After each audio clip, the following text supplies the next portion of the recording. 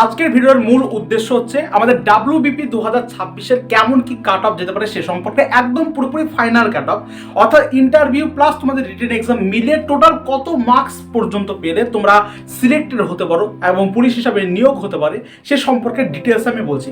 দেখো, এই cut off বিষয়কে অ্যানালাইসিস করতে গিয়ে আমার প্রচণ্ড অনেকটা সময় লেগেছে, খুব ধীরে সুস্থে প্রত্যেকটা পয়েন্ট টু পয়েন্ট 2015, 16, 18, 19, 22 প্রত্যেকটা সালগুলোকে ভালো করে অ্যানালাইসিস করে তারপরে আমি তোমাদের একটা প্রেডিকশন আনছি।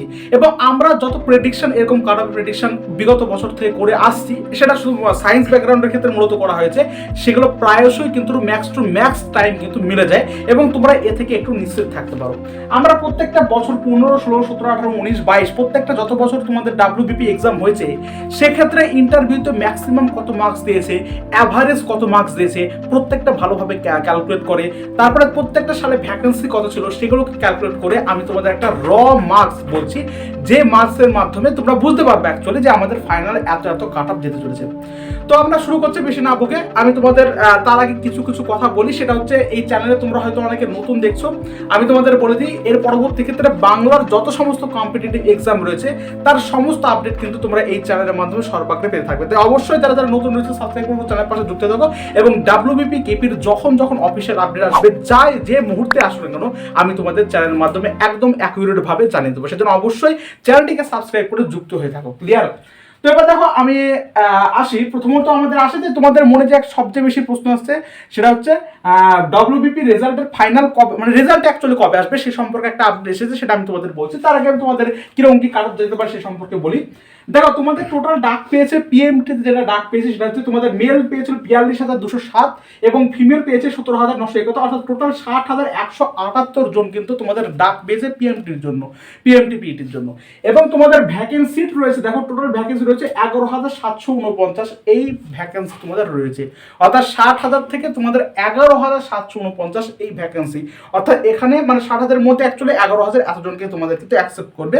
তোমাদের অ্যাকচুয়ালি ফাইনাল মেরিট লিস্ট কিভাবে আসবে বা কত পেলে আসবে সে সম্পর্কে বলছি।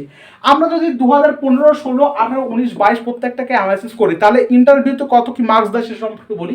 দেখো, আমি যদি প্রত্যেকটা অ্যাভারেজ মার্কসকে ক্যালকুলেট করি তাহলে দেখতে পাবো যারা যারা ইউআর ক্যান্ডিডেট রয়েছে তাদের 14.12 এটা হচ্ছে ম্যাক্সিমাম মার্কস, ঠিক আছে? অর্থাৎ ম্যাক্সিমাম মার্কস না, এটা হচ্ছে অ্যাভারেজ মার্কস। অর্থাৎ আমরা দেখতে পাই ইন্টারভিউতে এই যত সালে পরীক্ষা হয়েছে অ্যাকচুয়ালি ডাব্লিউবিপি এই অ্যাভারেজ এই মার্কসটা তাদের কিন্তু দিয়েছে প্রত্যেকের ক্ষেত্রে, ঠিক আছে? নেক্সট এসটির ক্ষেত্রে 11.40, এসটির ক্ষেত্রে 9.91 বা 12 9 সরি বুঝতে পারছো 9.912 and 10.959 বুঝতে পারছো। ওবিসি এর ক্ষেত্রে, ওবিসি বি এর ক্ষেত্রে হচ্ছে 13, অর্থাৎ অ্যাভারেজটা আমরা দেখি, অর্থাৎ মোটামুটি ধরো 500 জন স্টুডেন্ট তার মধ্যে 300, 350 বা 400 জনের কিন্তু এরকম ইন্টারভিউতে তারা মার্কস দিয়েছে। অ্যাভারেজ এটাই দেয় ওরা, ঠিক আছে? কম বেশি যাই হোক না। এবার কার ইন্টারভিউ খারাপ হয়েছে বা তার উপর ডিপেন্ড করছে, এবার সেটার উপর ডিপেন্ড করে যদি কারো ইন্টারভিউ খারাপ হয় তাহলে অ্যাকচুয়ালি সর্বনিম্ন কত ইন্টারভিউতে মার্কস দেয় সে সম্পর্কে আমি বলি। তোমাদের সর্বনিম্ন মার্কস দিতে পারে সিলেক্টেড যেটা মার্কস আমি বলতে পারবো, অর্থাৎ যে ইন্টারভিউ মার্কসে তোমরা সিলেক্টেড হতে পারবে সর্বনিম্ন অ্যাকচুয়ালি যে মার্কসটা তোমাদের দেয় সেটা হচ্ছে তোমার ইউআর এর ক্ষেত্রে 11.510, এসসি এর ক্ষেত্রে 11.441, এসটি এর ক্ষেত্রে 9.920। এবার কারো যদি মনে হয় যে আমার ইন্টারভিউটা খারাপ হয়েছে তাহলে তোমরা এই সর্বনিম্ন মার্কসটা ধরতে পারো। আর যদি মনে হয় যে আমার মোটামুটি ইন্টারভিউটা ভালো হয়েছে, ঠিকঠাক প্রেজেন্টেশন দিয়ে আসতে পেরেছি, তাহলে তোমরা এই মার্কসটাকে ক্যালকুলেট করতে পারো, ঠিক আছে? তোমাদের যা যা অ্যাকচুয়ালি তোমাদের প্রোভাইড করে দিয়েছে যে তোমরা রিটেন এক্সামে কত কি পেয়েছো তার সাথে তোমরা এই মার্কসকে এইভাবে ক্যালকুলেট করতে পারো, ঠিক আছে? এটা সর্বনিম্ন মার্কস বা সিলেক্টেড মার্কস বিষয়ে বলতে পারো, অর্থাৎ সর্বনিম্ন যে মার্কস পর্যন্ত তোমাদের ইন্টারভিউ দিতে পারে। নেক্সট ওবিসি এর ক্ষেত্রে দেখো 10.852, ওবিসি বি এর ক্ষেত্রে 12.78 এবং ইডব্লিউএস এর ক্ষেত্রে 10.4 মার্কস পর্যন্ত সর্বনিম্ন তোমাদের ইন্টারভিউতে দিতে পারো। এবার তোমাদের যা যা মার্কস এসেছে রিটেন এক্সামের সাথে তার সাথে অ্যাড করে দেখো। এবার ওভারঅল কত হতে পারে সে সম্পর্কে বলি, এটা ইন্টারভিউতে তাই। আমরা যদি ফিমেল ক্যান্ডিডেটদের ক্ষেত্রে বলি তাহলে দেখো, আমরা প্রত্যেকটা 5 বছর অ্যানালাইসিস করে বলছি ইউআর এর ক্ষেত্রে 10.62 তোমাদের অ্যাভারেজ বা এরকমই সর্বনিম্ন এরকম একটা মার্কস দেয়। এস এর ক্ষেত্রে 10.02, এসটি এর ক্ষেত্রে 9.89, ওবিসি এর ক্ষেত্রে 900, ওবিসি বি এর ক্ষেত্রে তোমরা দেখতে পাচ্ছ, আমি আর এক্সট্রা ভাবে কোনো কিছু বললাম না।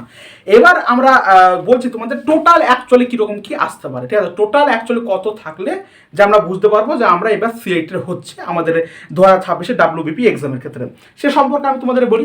প্রথমত আমরা মেল ক্যান্ডিডেট আসি, যারা যারা মেল রয়েছে, যারা যারা ইউআর রয়েছে তারা মোটামুটি 62 ± 1 করে নাও। এই মার্কস তোমাদের যারা ইউআর ক্যান্ডিডেট রয়েছে, যদি এই মার্কসের মধ্যে তোমরা থাকো, টোটালটা মিলিয়ে কিভাবে ক্যালকুলেট করতে পারো সে সম্পর্কে আমি তোমাদের বললাম। যেটা তুমি রিটেন এক্সামে পেয়েছো সেই মার্কসটা প্লাস তোমার ইন্টারভিউ যদি মোটামুটি ভালো হয় তাহলে এই মার্কসটা অ্যাড করো, আর যদি একটু খারাপ হয় বা সর্বনিম্ন মার্কস তুমি এই মার্কসটা অ্যাড করো। এইভাবে অ্যাড করে দেখো তোমার নাম্বারটা 62 এর এক কম বেশি এরকম হতে পারে, এক বা দুই কম বেশি হতে পারে, এদের মধ্যে ঘোরাফেরা করছো কি। যদি এদের মধ্যে ঘোরাফেরা করে বা 62 প্লাস অ্যাবভ হয় তাহলে তোমার একটা চাকরি পাওয়ার কিন্তু সুযোগ থাকছে। এবার নেক্সট আমরা যদি এসসি ক্যাটাগরির ক্ষেত্রে আসি, দেখো এসসি ক্যাটাগরির ক্ষেত্রে আমি তোমাদের বলি 52.69 মানে 52 প্লাস মাইনাস 2 করতে পারো এখানে, ঠিক আছে। যারা যারা এসসি রয়েছে আমি এখানে লিখি, যারা যারা এসসি রয়েছে তাদের হচ্ছে 52 প্লাস মাইনাস 2 করতে পারো, এই রেঞ্জের মধ্যে তোমরা থাকছো কি দেখো। নেক্সট আমরা যদি আসি এসটির ক্ষেত্রে, সেটা হচ্ছে এসটির ক্ষেত্রে যদি আমরা আসি তাহলে হচ্ছে 44.44 সেটাকে তুমি প্লাস মাইনাস 1 করো, যদি এর মধ্যে থাকে তুমি দেখো। এসটির ক্ষেত্রে গেল, তারপর হচ্ছে ওবিসি এর ক্ষেত্রে যদি আমি বলি তাহলে এটা হচ্ছে 54.10 প্লাস মাইনাস 1 করো।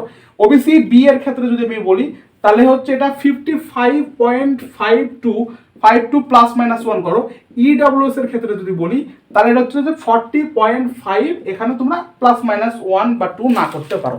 এই হচ্ছে বিষয়গুলো দেখতে পাচ্ছ। এসসি এসটি যে এই মানগুলো দেখো 52 প্লাস মাইনাস 2, 44.44 প্লাস মাইনাস 1, এটা প্লাস মাইনাস 1, এটা প্লাস মাইনাস 1, 40.0, ঠিক আছে।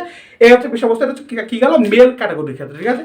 আর ফিমেল ক্যাটাগরির ক্ষেত্রে আমি এখানে তোমাদের বলে দিই, ফিমেল ক্যাটাগরির ক্ষেত্রে যারা যারা ইউআর রয়েছে তাদের এখানে 47.72 প্লাস মাইনাস 1 করো।